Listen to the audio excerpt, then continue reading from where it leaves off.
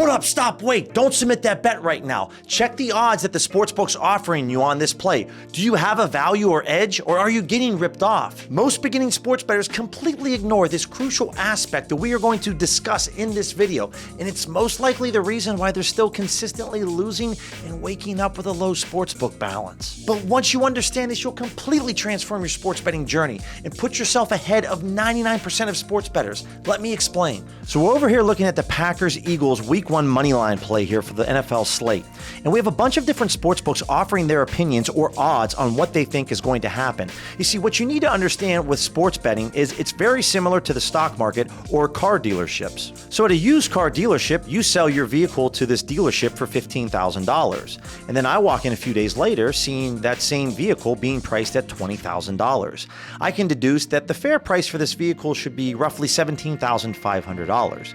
It's no different when you go to buy a new car for, let's say it's priced at $35,000, and we ask what the Carfax is or the Kelley Blue Book price, an independent third party that's telling us it should be $32,500.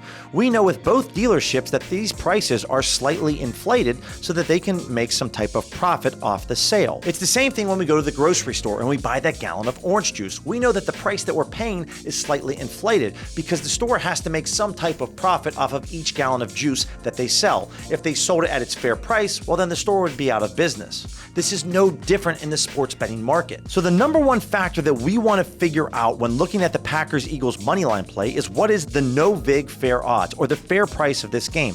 Now we want to reference Pinnacle right here, as they are one of the sharpest and most accurate sports books in the world. Now we can click this button right here and see that the No Vig fair odds is at plus 133 and minus 133. Another way that we can execute this is by taking Pinnacle's odds right here, plus 127 minus 141, and inputting them into a No Vig fair odds calculator.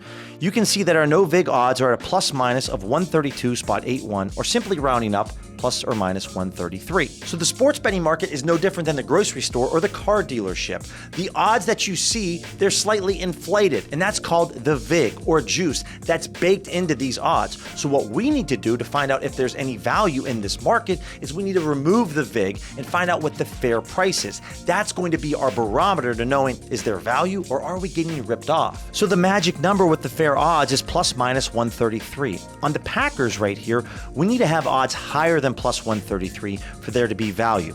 So on a $100 wager over at BetMGM, we would receive $115 in profit, whereas over at FanDuel, we would receive $120 in profit. Same exact play, same exact wager size, but because there's a difference in odds, we're receiving a higher payout at FanDuel. But in order for us to have a value, we need these odds higher than plus 133, since we know the fair price is at 133, and as you can see, we're not receiving that in the market. Now on the flip side, for the Eagles, we need odds below minus 133. You see, in order to profit $100 over at DraftKings, we would have to put up $135.